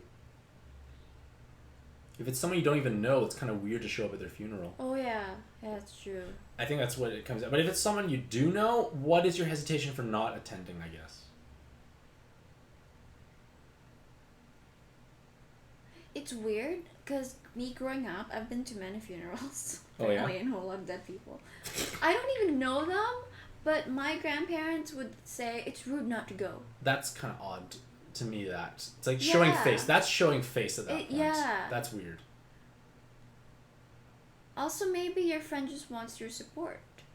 Could be that. I guess Right? you need to understand the context. That's of why what they're is- inviting you there. Mhm. Because if I've lost somebody, I want my friends there in person too. Mhm. So that's one thing to consider, maybe. Yep, I agree. Mm-hmm. All right, who is next? Sandy Chu. If you have the Death Note and it actually works, would you judge anyone? You should really watch Death Note. I've been telling him to watch it. It's kind of similar to being the executioner in the real world. You thought it is wrong to end someone's life. Supposedly, it's not our place to judge others, but it's God's place to judge them. Should we try putting others in their place? I think... Do you know how it works? Yes, I do know how it works, the concept. You write the name in the book and they die. Yeah. Yeah. But, like, that, like, becoming judge, jury, and executioner is a dangerous You're thing. playing God. It's too dangerous. It's too much power for someone to wield. Like, as mentioned before, like, I know our justice system has faults and flaws, but there's quite a few checks and balances, at least. It's not one person wielding all the power. And you might not know all the facts. Exactly. And You you're might just make there impulsive judging things. them. Like, let's say someone just annoys you in person. You're just angry and, like, you write their name in it. Like, that's completely unnecessary. So what if you want to put, let's say, Danny's name on the book because he killed somebody? Mm-hmm. Is that right? Like I said, being judge, jury, executioner is too much. Yeah. That's too dangerous. Yeah, Like I it's- don't want to be in that position. That's too much power. Mm-hmm. All right, who is next? Joe.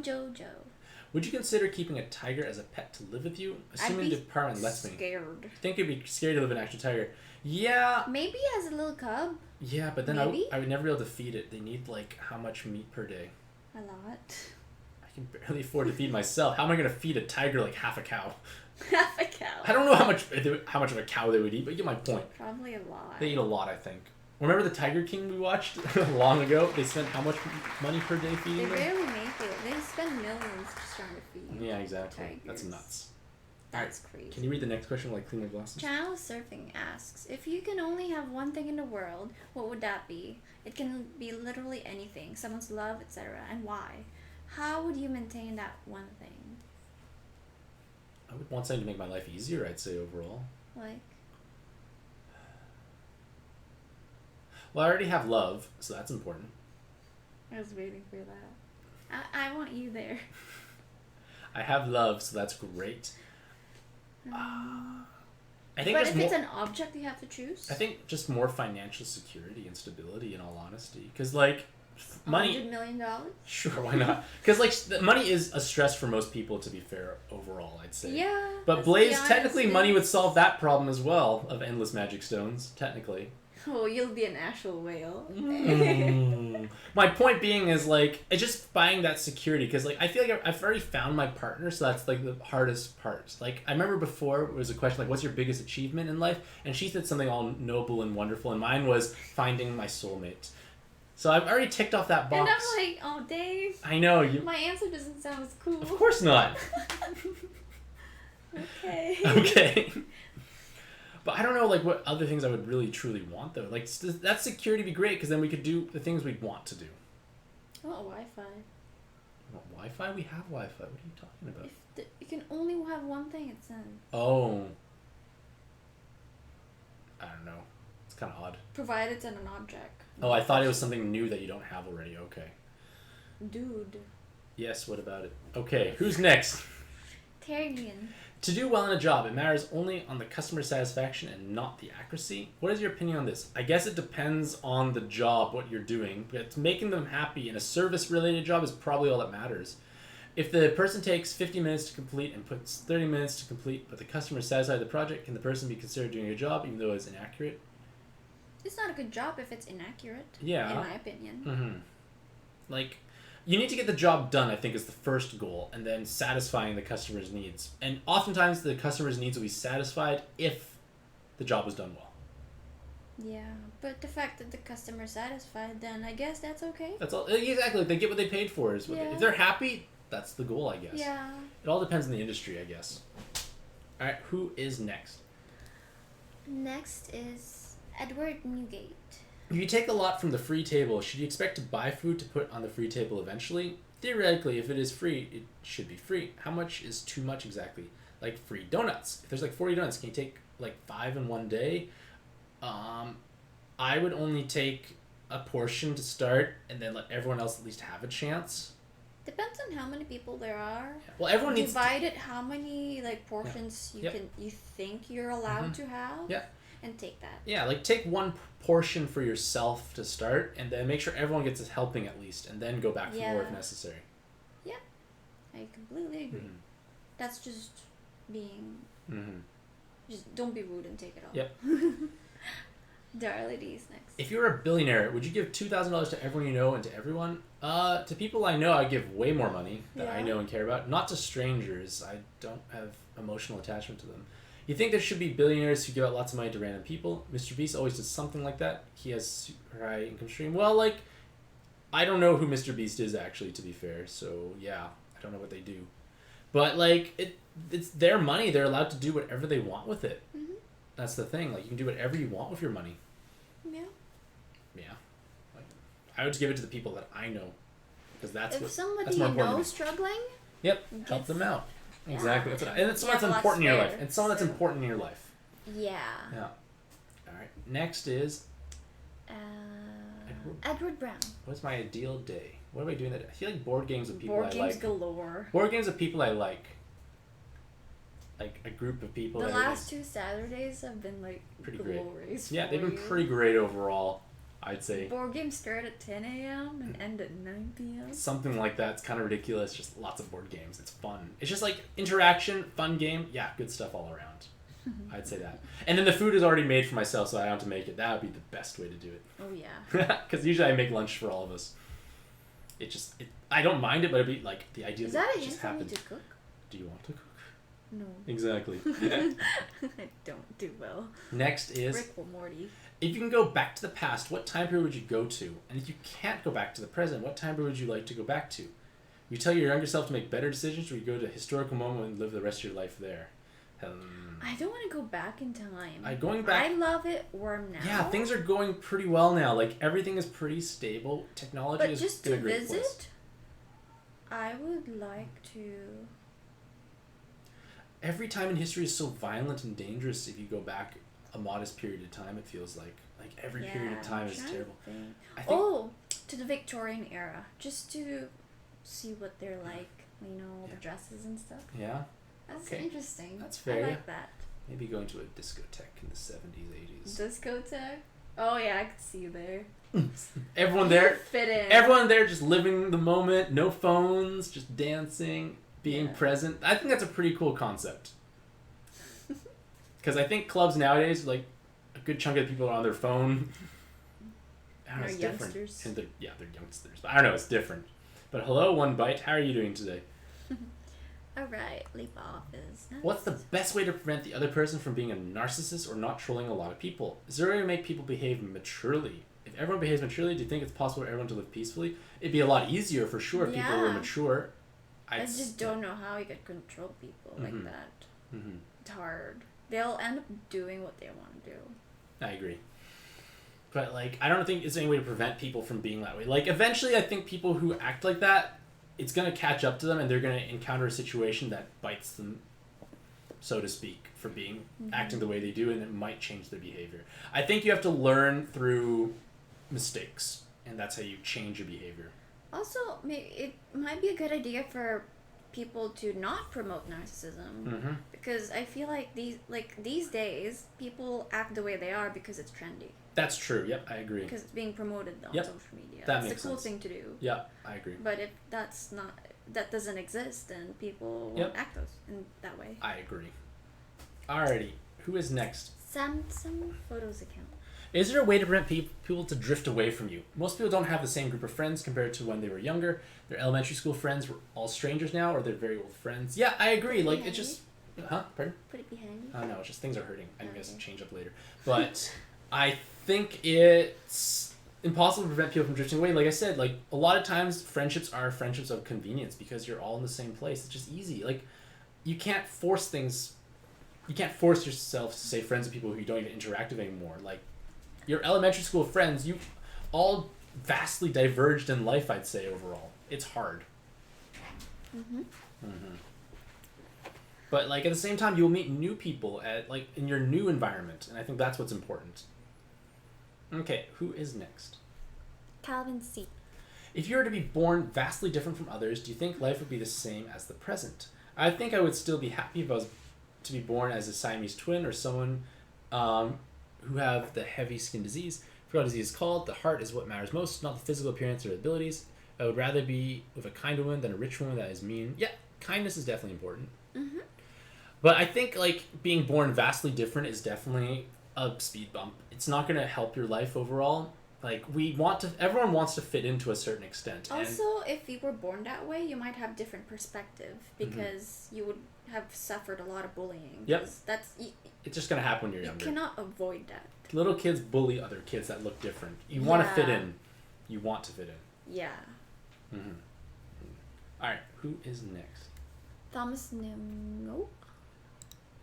Should you be honest at work, like telling no white lies? If they ask, why do you want to work here? You can say you want to work here to get more work experience, to get a better job, or you just work here to get income. You can't be honest. We had this conversation before, remember? Yeah, no. Sugarcoat it. You have to tell them what they want to hear. That's how you get hired. Yeah. You don't tell them, I want to work here because I want to get paid. No, you say all these weird, flowy stuff. they won't be impressed with that and just hire somebody else. They want you to BS a lot, I think. It's just how it works, unfortunately. That's what it sounds like, because I have a friend who's constantly going through, what's it called? They're constantly going through... Many interviews? Yeah, many interviews, and it's just a matter of BSing their way through it all, they say. Yeah. Like it's already a fact that you want a job because you want to get paid. I know, exactly. Like, your goal is to get paid. It's already a given. Exactly. Exactly. But thank you so much to One Bite for becoming a sensational subscriber for 1, 2, 3, 4, 5, 9, 6, 7, 8, 9, 10, 11, 12, 13 beautiful months on a row. Thank you so much for all of your continuous support. But you have to tell white lies, I feel, like, to advance in the workplace like that. You have to just tell them what they want to hear. Like, it's not a bad thing. Like, they know you're lying, probably. You know you're lying. It's just a weird charade you guys all go through. Yeah, I don't think it's bad. No. They may not want to hire me. What would be the best way to answer an interview? I don't have good interview answers. My friend would know so much more. He goes through so many interviews. What credentials do you need to work in the computer room? It all depends what they want. They usually list the credentials requirements down below. Like, graphic designer dealing with working with cloud-based stuff or prevent computer hackers from messing up the computer systems. Is the credential more important, or is the skill level mastery what you learn more important? Or both? I think it's both. Because if you got the interview, they already know your technical skills are good. And they want to find out if you're a good person that they want to work with is the idea. A person with a Farm D can apply to be a grocery store worker but only get paid minimum wage. Yes, you can definitely be overqualified and apply for the wrong job for sure. But I think they need you. Like, if you're getting an interview, they already have established they like your education credentials, your skill set. They just don't know what kind of person you are. So you basically have to just cater the person that they want to what. Yeah, your answers have to cater to what they want to hear. As weird as it sounds. And hello, odd one out. All right, who is next? Fictional 2021. Is working because you want income as an ideal situation, or you want to learn more about something, so that's why you apply to the job more ideally. They're not really happy at their current job. They're not really interested in learning more about what they're learning and their job currently.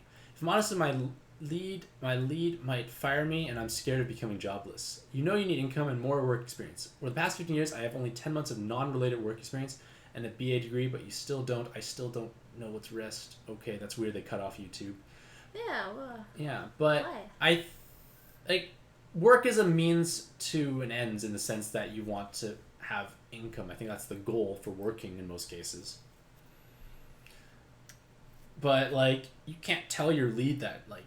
You have to be mindful of the things you say at work. I think work is the only place you have to be kind of two-faced. Do you agree? Yeah. Wait, what?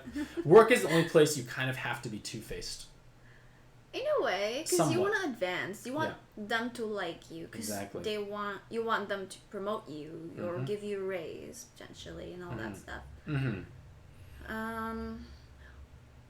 If you're not happy at your job, I suggest move on to the next. But don't quit just yet. Don't quit until you have a new job. Something that sparks joy. You'll have to make sure you have another job lined up perfectly before you can quit your old job. I would say it's not a good It's not a good situation to be unemployed. Yeah, I'm only saying that because I don't want you to be depressed because you're working at a job that you hate. It's not a good thing, and I know it's hard to find jobs, but eventually I'm pretty sure you can land on another one. All right, who is next? Tuanka. If you had the ability to speak to someone in their dreams or even make their dreams whatever you want, would you use that ability? How would you change a person's dream? Would you have someone else torturing them or giving them their ideal... Torturing? I don't know. I'm not vindictive enough against people to torture them. But if it's people I like, I would make her have beautiful dreams. Why and then not? I wake up and I'm like, oh, it's just a dream. Well, that's true. That's sad too. I don't know. I just thought of that. I'm like, I don't want that. I don't know. Dream manipulation. I don't know. Yeah. I feel like it'd be cool, experience things that you don't think you can experience in real life together. That'd be cool. I agree. In that same dream. That'd be cool. I agree. That'd be cool. Yeah. All right. Who is next? Doesn't even have a name. Weird. That's so weird. Have you tried playing Inca Gold or Sequence? Never tried either game. They're both pretty good board games that you like to play with their friends. If you can design your own board game, what would be the rules and how do you play it? I feel like co-op or semi-co-op games are pretty nice in terms of the interactions we have with people. I do like more complicated and heavier games because it gives more design space for things you can actually do overall. And at least for myself, solo board game is important, and the solo board games, they tend to shine best in co-op games because you just control multiple characters instead. Yep. All right. The last question from a mystery person is, it's the same person. It's okay. The same thing. Alrighty. So that was all. Should I be fresh? No, I think it's fine. It's all 93 comments, ladies and gentlemen. So hopefully this video answers all of your questions. Oh wait, did you just... I'm so tired. My things hurt. I want to go shower. So hopefully you all have a truly fantastic day to all you ladies and gentlemen out there in the YouTube's world. If you did watch the whole video, let me know because I think that's pretty cool because you just heard us ramble on for 103 odd minutes, which is kind of ridiculous. But either way, hopefully you all have a truly fantastic day. Do you have any parting words for our audience out there? Stay positive. Stay positive. We wish you all the best luck in your own adventures and happy puzzling.